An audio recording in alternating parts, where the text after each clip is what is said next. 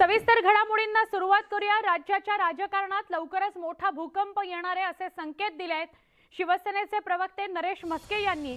राष्ट्रवादी काँग्रेसचा एक मोठा नेता शिंदे फडणवीस सरकारला पाठिंबा आहे त्याचा, असं नरेश म्हस्केंनी म्हटलंय। उद्धव ठाकरे यांनी शरद पवारांना भेटून आपला मुख्यमंत्री पदाचा दावा मागे घेतला असल्याचा गौप्यस्फोटही म्हस्केंनी केलाय।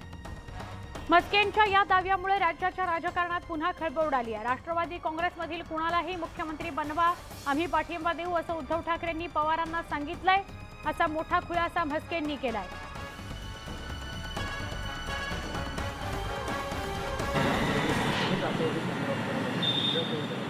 बघा, जे कोण काय म्हणत असते ते सगळी कथोकल्पित सगळी विधानं आहेत। हो, भूकंप होणार।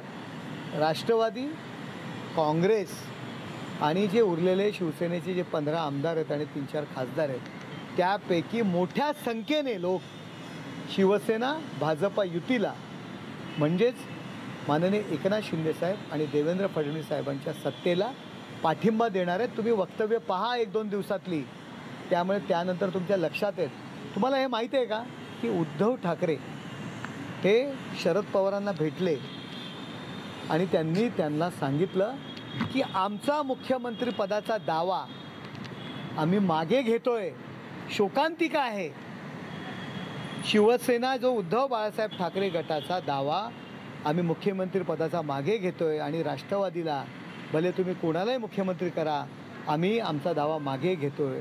अरे, ज्या मुख्यमंत्री पदाकरता बाळासाहेबांची तत्व, बाळासाहेबांचा विचार, शिवसेना प्रमुखांचं हिंदुत्व यांनी सोडून दिलं, ती मुख्यमंत्र्याची खुर्चीही आता गेली आणि आता जो काही दावा होता, शिवसेनेचा जो काही ठसा होता उद्धव बाळासाहेब ठाकरे ज्याकरिता यांनी पक्ष संपवला, तो सुद्धा आता त्यांनी सोडलेला आहे।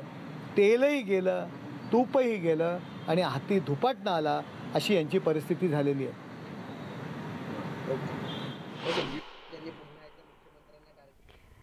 महत्त्वाचा मुद्दा आहे। नरेश म्हस्केंनी लवकरच राजकारणामध्ये एक मोठा भूकंप होईल असं म्हटलेलं आहे। राष्ट्रवादी काँग्रेसच्या एका मोठ्या नेत्याचा शिंदे फडणवीस सरकारला पाठिंबा आहे असं नरेश म्हस्केंनी म्हटलंय।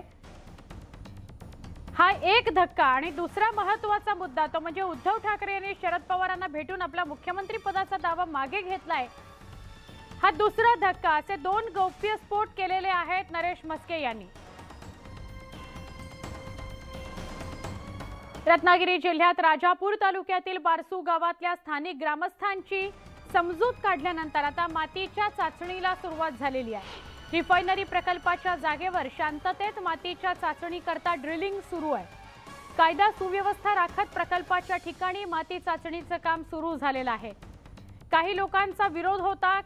जेव्हा सर्वेक्षण सुरू झालं तेव्हा विरोधासाठी लोक तिथे जमलेली होती, त्यामुळे खूप मोठ्या प्रमाणात पोलीस कुमक मागवण्यात आली होती। पण बारसूत आता मातीच्या चाचणीला सुरुवात झालेली आहे। त्याकरता जे ड्रिलिंग केलं जातं त्याला सुरुवात झालेली आहे आणि त्यावेळेला ग्रामस्थांशी संवादही साधला गेलाय।